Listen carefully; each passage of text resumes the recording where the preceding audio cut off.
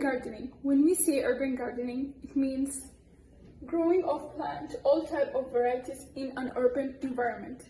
It helps us as a community, and it will help you in both social way and economic way. Urban gardening has a lot of benefits. It will provide you a local source of food and bring communities together.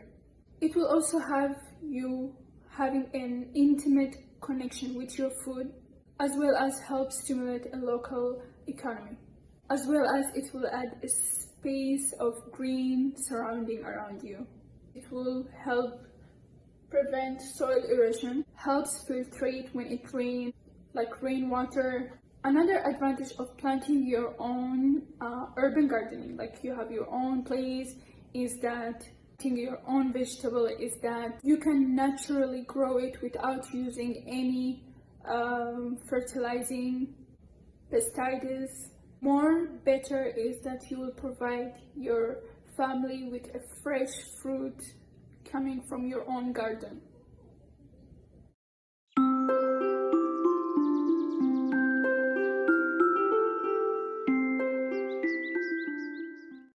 Good morning. Today I'm going to teach or explain what's urban gardening. Urban gardening is the starting of plants in an urban area or urban environment.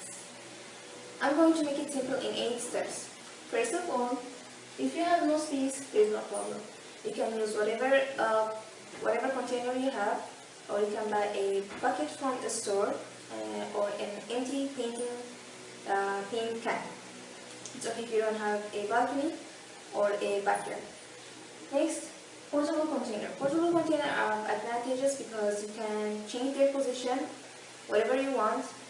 If it's suitable for them, where there is sunlight or it dries fast, you can take it to a space where there is no as much sunlight. Choose what you plant. You can choose whatever you want to plant. You can choose herbs or lettuce that have its roots, and then you can plant it directly on the soil. For me, this one is I use a lemon seed, so hopefully it will be a lemon tree. Plant right. In planting right, it takes all the few steps. You can use, you take your pot, you fill it with soil, but leave at least 1 inch so that when you put water, it will not be filled with water, and then there will be space. Next is drain. Whatever container you choose, remember there should be a drainage holes. Whenever you use, for example, there is holes here so that the water will be drained, and then the soil will not be lodged with water so that the plant will die if there is excess water. Make sure there will be holes in your bucket that's big, that as much as the holes has to be big that the water can drain through it. Soil smart.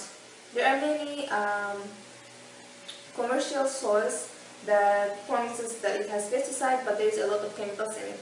Make sure you choose an organic soil. Don't take soil from the ground or from anywhere, but it has to be a planting soil.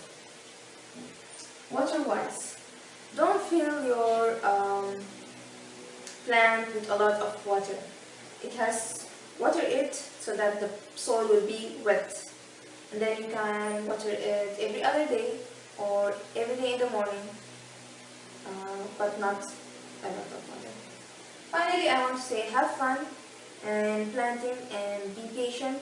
It will take a lot of time to plant and a lot of effort. If it's not growing fast, wait for it to grow. Then don't be irritated or sad if it dries. You can try again.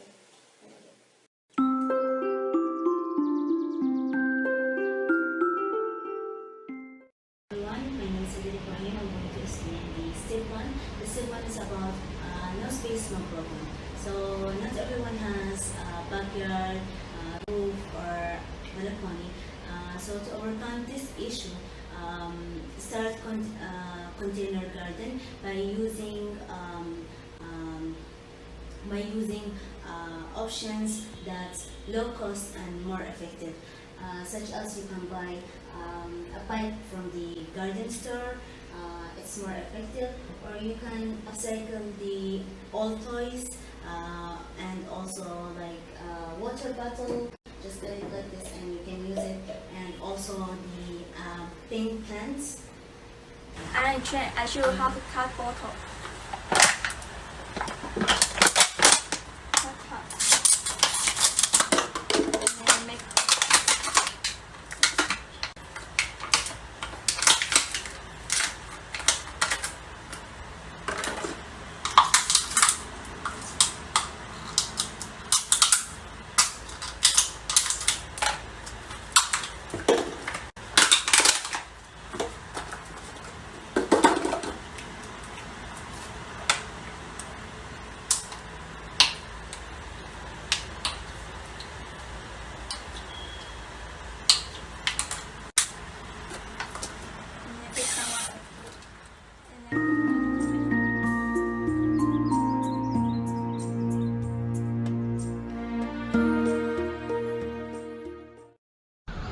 The good thing about the portable planter is easily to move them anywhere when it needs sun or when you feel it's dry.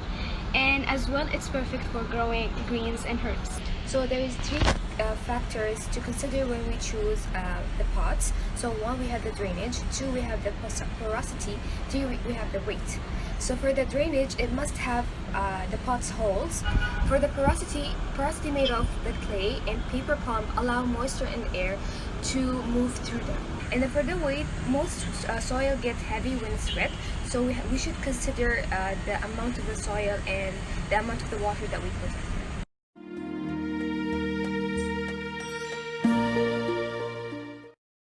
Good evening guys, this is my report in urban gardening about plant selection. In plant selection, there are many varieties of vegetable, flower, and herbs that are easy to grow in urban spaces. Success depends on choosing a plant that matches your environment such as shade exposure, wet, or dry location. Selected plants should tolerate existing conditions and should be hardy to the appropriate climate zone. Example, in the Philippines, it is a tropical country.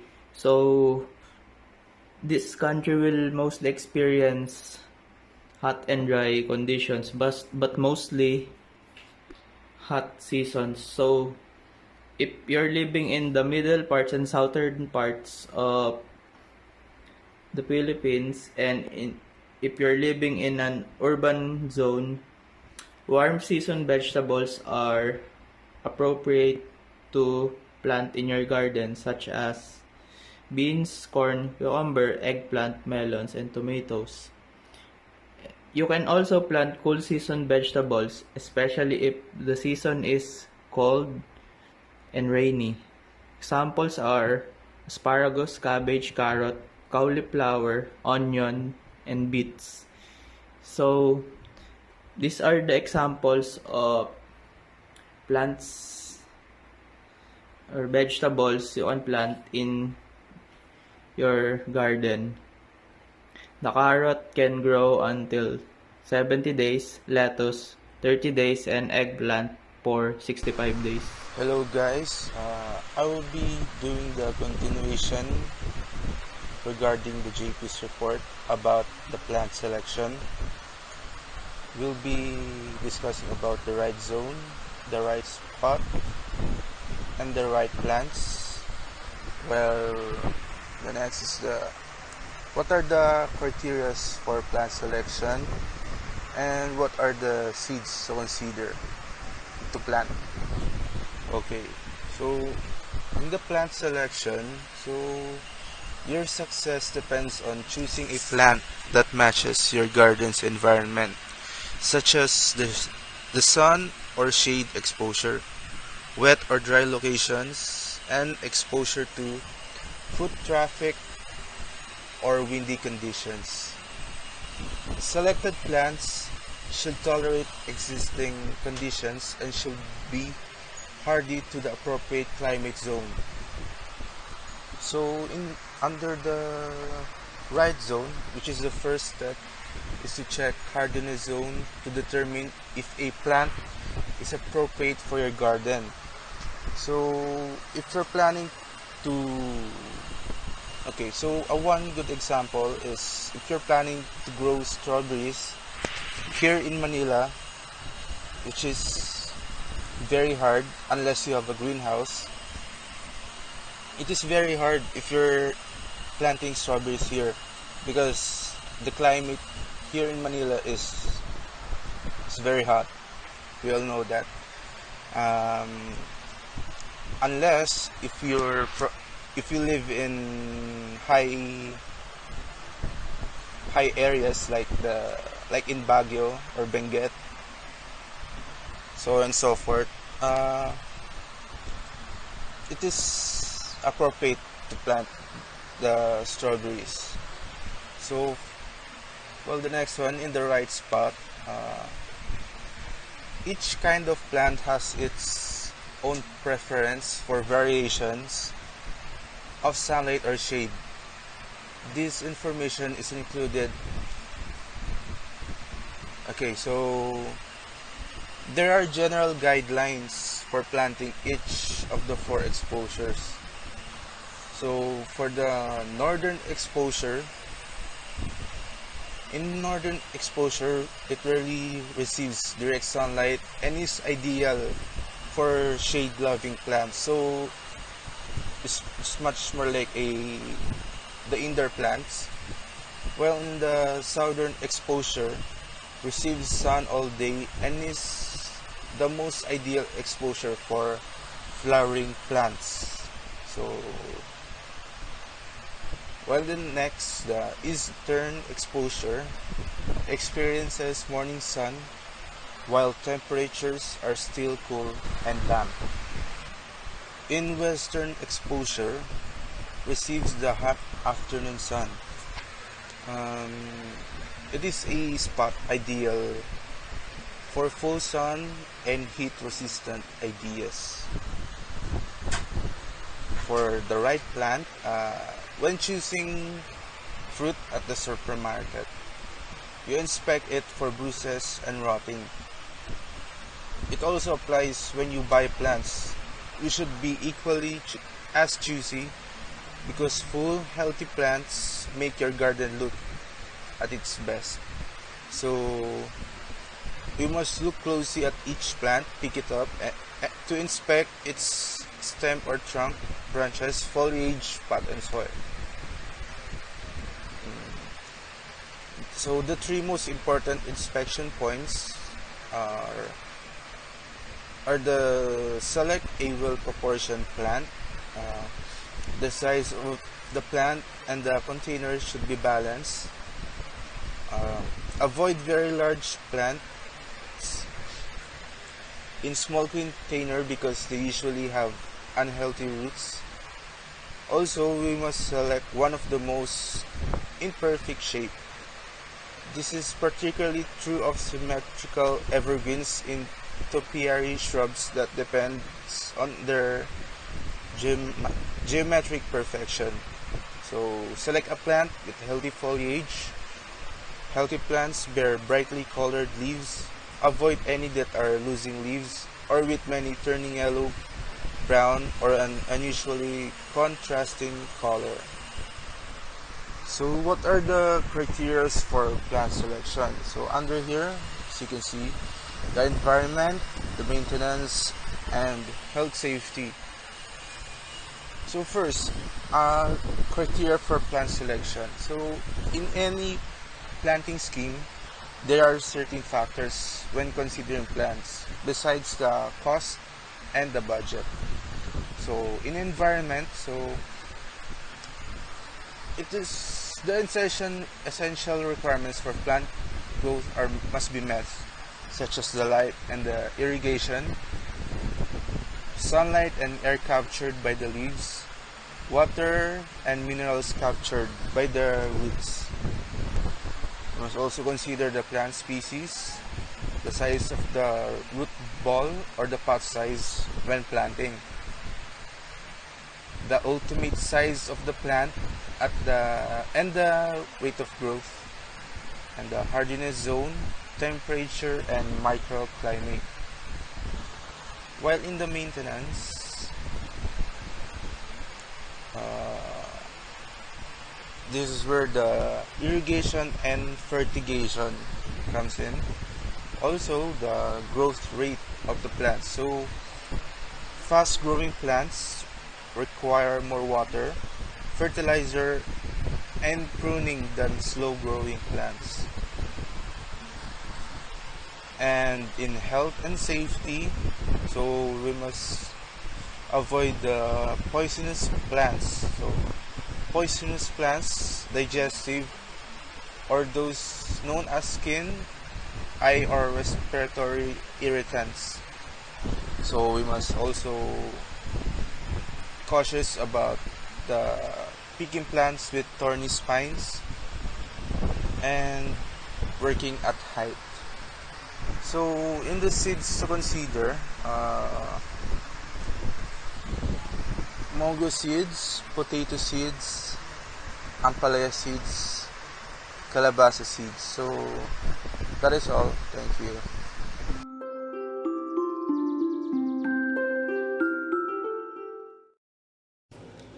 So this is the drain part, and whatever plant you choose for your garden, remember drainage holes are essential for your plant.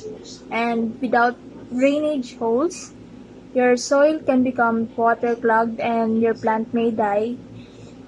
And the holes needs to be large enough to allow excess water to drain out.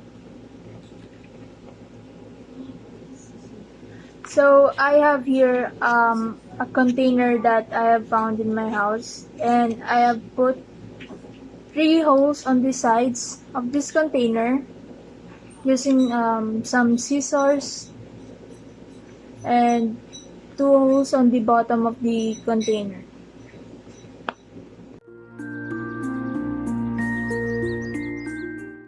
Susunod po na ituturo ko ay ang tamang pagtatanim. Una, ihanda muna natin ang ating mga kagamitan tulad ng lupa, container o pot, gravel o mga bato, tubig at kung ano ang ating itatanim. So una, ilagay muna ang mga bato sa container na may 1 to 2 inch na lalim o taas.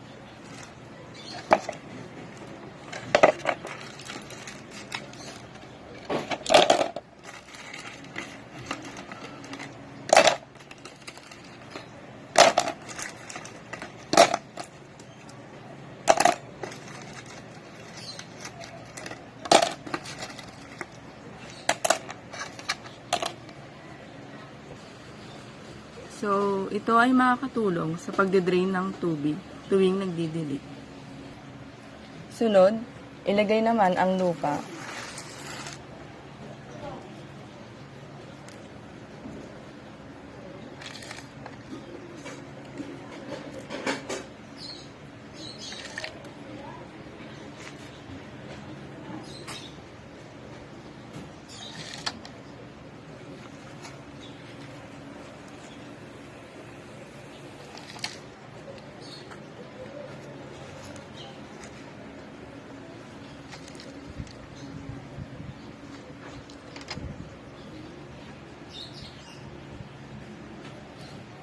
Siguraduhin may iwang 1 to 2 inch sa ibabaw ng container.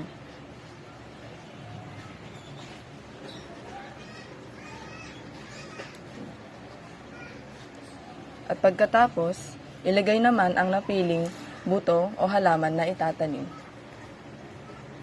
So, ang napili ko na itanim ay ang kamatis. Pwedeng itanim ang buto nito kapag pinaarawan o pinatuyo, o pwede rin naman i-slice ang kamatis na malapit ng mabulok.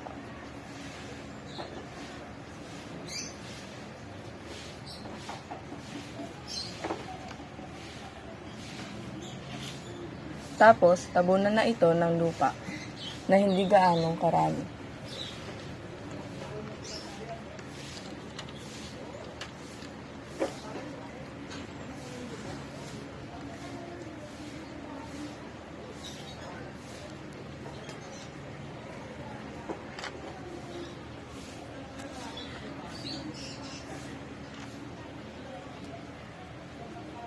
At diligan na rin ito ng tubig.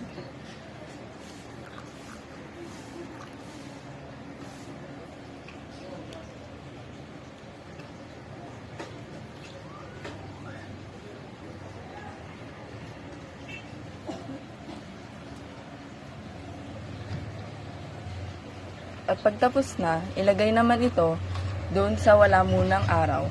At kapag may sumibol na dito, saka ito ilagay sa araw para hindi ito tumubo ng masyadong mahaba o matangkad.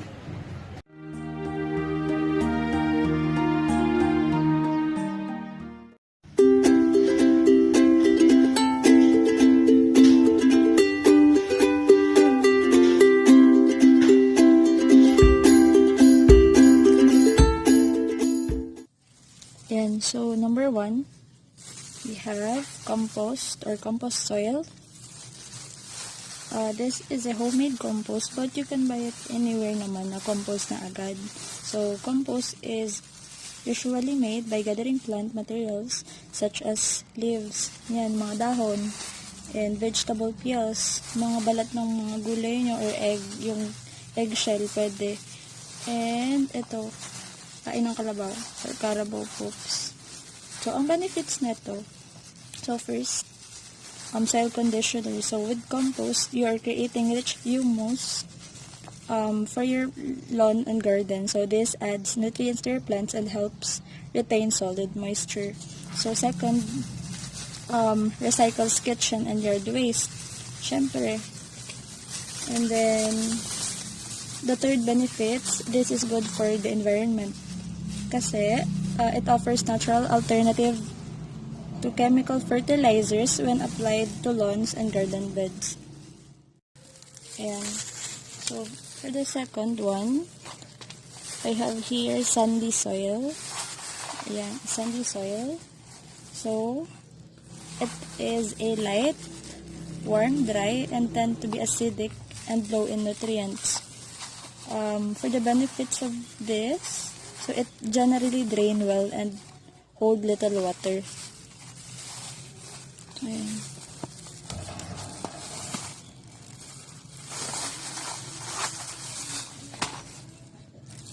Then third, we have here silt soil. So this soil is a light and moisture tentative soil type with a high fertility rating. Combination ng so for the last one, I have here clay soil and clay soil. So clay soil is a heavy soil type that benefits from high nutrients. Ito yung sa mga rice fields or paddy field. And it remains wet and cold in winter and dry out in summer. So summer. So dahil summer nga ngayon, kaya siya dry. Ito. So may mga farm dyan. Ito yung sa farm, sa rice fields.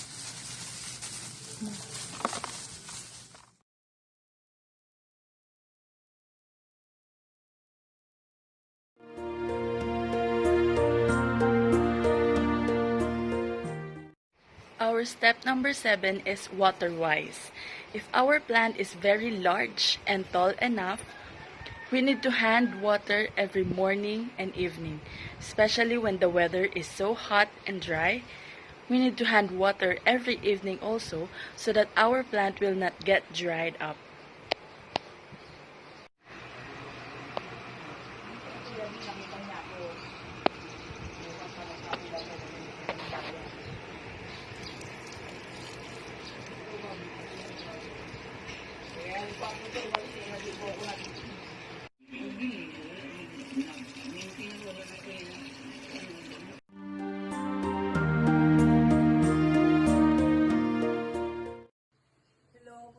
Gagawa po tayo ng mga portable planters na gawa sa recycled Coca-Cola bottles or any soda bottle. Ang una po natin gagawin ay gupitin ang naka-design. Pagkatapos tanggalin ay gupitin ang bote.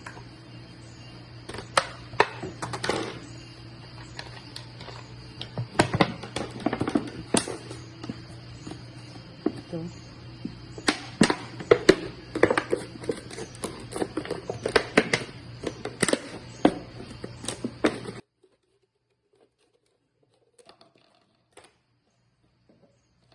Matapos po nito, ay tayo ay magbubutas na dito sa takip, dito, para sa tutuluan ng tubig.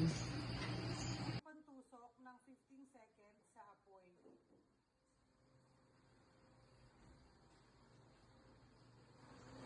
Pag mainit na, ay ito'y ibutas na sa takip. Kailangan ng mga 3 butas. Initin ang inyong pantusok sa kalan ng mga 15 seconds. Kailangan din natin magbutas ng dalawa dito sa taas kung saan ilalagay ang tali. Tapos kailangan din natin na initin ito para hindi masira ang mga halaman na ating ilalagay dito.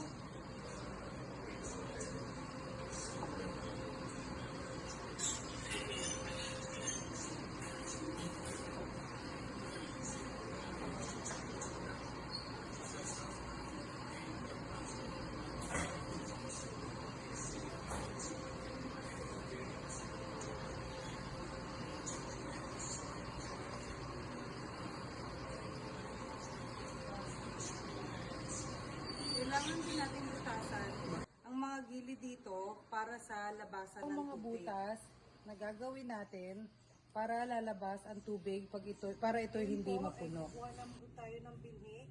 Ingatan po natin ang ugat ng mga ito.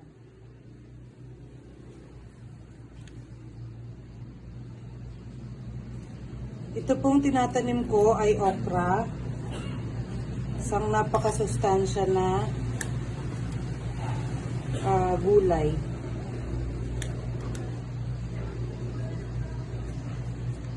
Maaari pa po nating dagdagan ng lupa. Ito lang.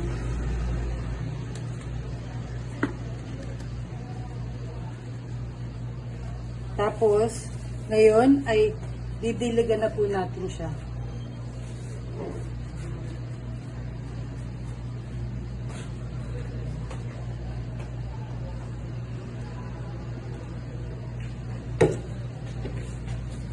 Maaari rin po tayong gumamit ng spray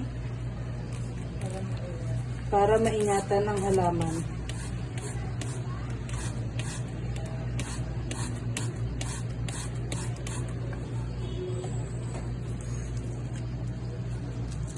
Pwede na po natin itong isabit pwede nating pagsabitan. Maaari po ito maganda po ito sa may araw para mas mabuhay ang ating tanim.